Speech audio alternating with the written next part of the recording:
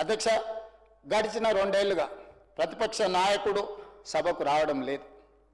నేను పదే పదే విజ్ఞప్తి చేస్తూనే ఉన్నా, సభకు రండి, మీ అనుభవాన్ని పంచండి.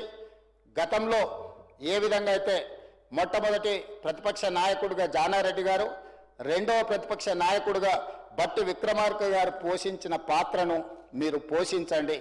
ఆనాడు మీరు మైకు ఇచ్చినా మైకు ఇవ్వకపోయినా, మీరు అవమానించినా, నించోవడానికి అవకాశం కూడా ఇవ్వకపోయినా వాళ్ళు ఓపిక సంవయనంతో ఈ ప్రభుత్వము, ఈ ప్రజలు మన కోసం పనిచేయాలి, ఈ ప్రజలు మాకు ఒక బాధ్యత ఇచ్చిండ్రు, వ్యక్తిగా మాకు అవమానం జరిగిన, వ్యక్తిగా మమ్మల్ని దూషించిన అది మాకు మాత్రమే బాధ కలుగుతుంది, కానీ ప్రతిపక్ష నాయకులుగా మేము ఈ చర్చలో పాల్గొనకపోతే 4 కోట్ల తెలంగాణ ప్రజలకు నష్టం జరుగుతుంది అని చెప్పి జానారెడ్డి గారైనా, మిత్రులు బట్టి విక్రమార్క గారైనా ఈ వేదిక మీద నుంచి ఎన్నోసార్లు అక్కడ కూర్చొని ఇక్కడ ఉన్న ముఖ్యమంత్రి గారికి ఆనాడు ఎన్నో సూచనలు సలహాలు ఇచ్చారు.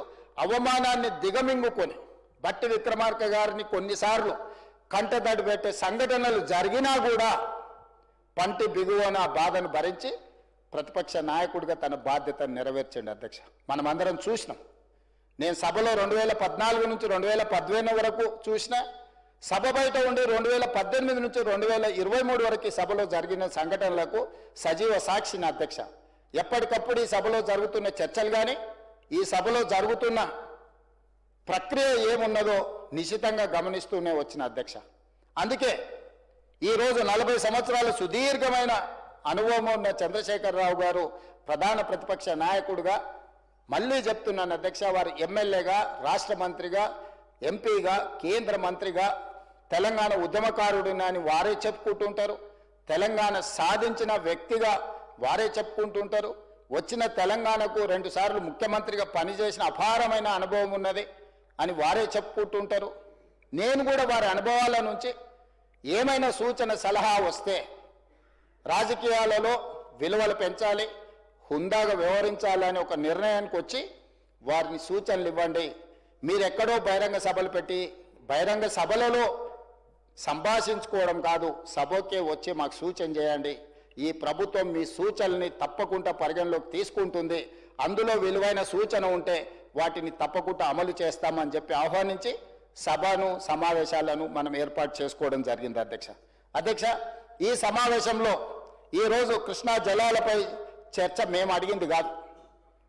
ఈరోజు ఏదైతే చర్చ పెద్దలు ఉత్తమ్ కుమార్ రెడ్డి గారి సభలో ఇంత సారాంశాన్ని ఈరోజు ప్రస్తావించింది, మేము సభ పెట్టండి కృష్ణానది జలాల మీద చర్చ చేద్దామని మేము అనలేదు. అధ్యక్ష, ప్రతిపక్ష నాయకుడు చంద్రశేఖరరావు గారు మాజీ ముఖ్యమంత్రిగా వారి పార్టీ కార్యాలయంలో పత్రికా సమావేశాన్ని పెట్టడమే కాకుండా టీఆర్ఎస్ ఎల్పీ సమావేశాన్ని, బీఆర్ఎస్ ఎల్పీ సమావేశాన్ని పెట్టి ఎంపీలను, ఎమ్మెల్సీలను, ఎమ్మెల్యేలను పిలిచి కృష్ణానది జలాల మీద తెలంగాణకు నష్టం జరుగుతుంది, కృష్ణానది జలాల మీద మనం మాట్లాడాల్సింది ఉంది, మనం పోట్లాడాల్సింది ఉంది, దీన్ని ప్రాతిపదికన తెలంగాణలో రేపటి నుంచి మనము కార్యాచరణ తీసుకోబోతున్నామని వారు ప్రస్తావించారు. అధ్యక్ష, అదేవిధంగా లెజిస్లేటివ్ అఫేర్స్ మినిస్టర్ గారు చెప్తున్నారు, బీఏసీలో తమరి నాయకత్వంలో జరిగిన బీఏసీలో కూడా కృష్ణానది జలాల మీద ఈ సభలో చర్చ జరగాలని బీఆర్ఎస్ పార్టీ కోరుకున్నది, మిగతా ప్రతిపక్షాలు కూడా దీన్ని చర్చించాలనుకున్నారు. అందుకే మేము మా పార్టీ కార్యాలయంలోనో, గాంధీ భవన్లోనో, పత్రికా సమావేశాలలోనో కేసీఆర్ గారు విమర్శించిన చర్చలకు సమాధానం చెప్పి ఉండొచ్చు, కానీ దానివల్ల తెలంగాణ ప్రజలకు వాస్తవాలు వివరించిన వాళ్ళము కాదు.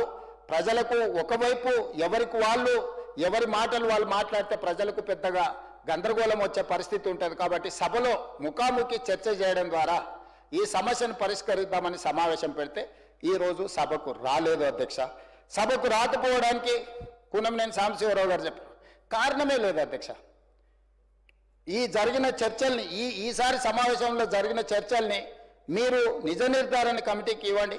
ఎవరైనా అన్పార్లమెంటరీ పదాలు వాడడం కానీ, ఎవరినైనా అవమానించడం కానీ, నేను కొన్ని అంశాలు ప్రస్తావిస్తే వివరణ ఇవ్వడానికి తమరు మళ్ళీ వారికి హరీష్ రావు గారికి మీరు మైక్ ఇచ్చిండ్రు, వారు ఏం మాట్లాడినో కూడా తెలంగాణ సమాజం చూసింది. అయినా మేము సభలోకి రాము, మేము ఈ చర్చలో పాల్గొనము అని నిర్ణయం తీసుకోవడము ఇది పాలక పక్షాన్నో లేకపోతే మమ్మల్ని అవమానించడం కాదు అధ్యక్ష. ఈ సభలను అవమానించడం, చట్ట సభల పట్ల వాళ్ళకు ఉన్న చిన్న చూపు ఈరోజు బహిర్గతమవుతుంది అధ్యక్ష. ఇలాంటి నిర్ణయాల వల్ల ఏమైనా ప్రజలకు ఉపయోగం ఉంటుందా? అదేవిధంగా పత్రికా సమావేశాలలో వాళ్ళే మాట్లాడిండ్రు అధ్యక్ష. నేను కొన్ని అంశాలను ఇష్టం లేకపోయినా ఇక్కడ ప్రస్తావించదలుచుకున్నా. మీరు సభ పెట్టండి, మీ బట్టలు ఊడదీస్తామని మాట్లాడిండ్రు అధ్యక్ష బహిరంగంగా.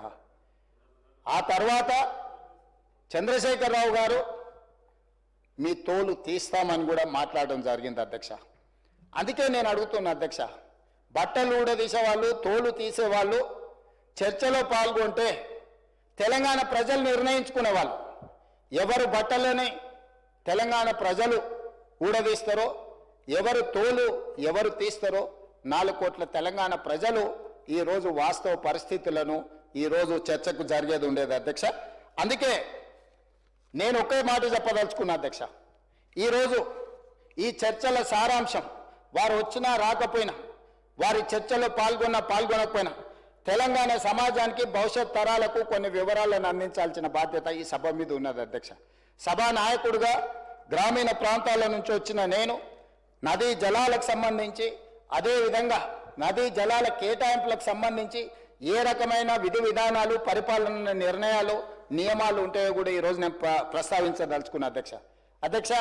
ఎక్కడైనా తెలంగాణ రాష్ట్రం ముఖ్యంగా కృష్ణా నది, గోదావరి నదుల మధ్యలో ఉన్న ప్రాంతమే తెలంగాణ. నీళ్ల కోసమే కొట్లాడిన ప్రాంతం, నీళ్ల కోసం నీటి యుద్ధాలు జరిగిన ప్రాంతాలు, చరిత్రలు మనం చూసినాం.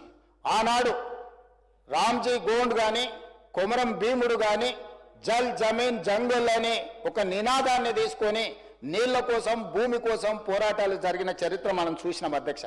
అదే కాదు, సాయుధ రైతాంగ పోరాటంలో కూడా భూమి కోసం, భుక్తి కోసం, విముక్తి కోసం జరిగిన సాయుధ రైతాంగ పోరాటంలో కూడా ప్రధానమైన అంశము నీళ్లు, భూమి అన్న సంగతి ఈరోజు మనం గుర్తు చేసుకోవాలి అధ్యక్ష. అదే కాదు, తెలంగాణ రాష్ట్రం ఏర్పాటుకు ప్రధానమైన కారణం నీళ్లే. కృష్ణానదిలో మనకు రావాల్సిన వాటా మన ప్రాంతంలో నిర్మించాల్సిన ప్రాజెక్టులు నిర్మించకపోవడం వల్ల ఇక్కడి ప్రాంత రైతాంగం ఏకోన్ముఖమై ఇక మాకు ఉమ్మడి రాష్ట్రంలో న్యాయం జరగదు, ప్రత్యేక రాష్ట్రంలోనే మా నీటి హక్కులను కాపాడుకోగలుగుతాము అని చెప్పి నిర్ణయించి ఒక పక్కన కృష్ణానది, ఇంకొక పక్కన గోదావరి నది మధ్యలో ఉన్న తెలంగాణ ప్రాంతము 4 కోట్ల ప్రజలు ఈనాడు ఏకమై తెలంగాణ రాష్ట్రం కోసం కొట్లాడినరు. నీళ్ల కోసం కొట్లాడిన కొట్లాటనే నీళ్ల కోసమే రాష్ట్రం ఏర్పడ్డది.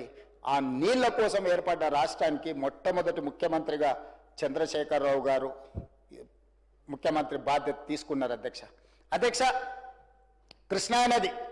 కృష్ణానది మహారాష్ట్రలో పుట్టి కర్ణాటక దాటి ఆనాటి ఉమ్మడి ఆంధ్రప్రదేశ్కు ప్రవాహం ఉండేది అధ్యక్ష. ఆ కృష్ణానది ప్రధానంగా నీటి కేటాయింపులు, నీటి అనుమతులు లేకపోతే నిర్వహణకు 3 రకాల విధానాలతోని పరిపాలన జరుగుతున్నది.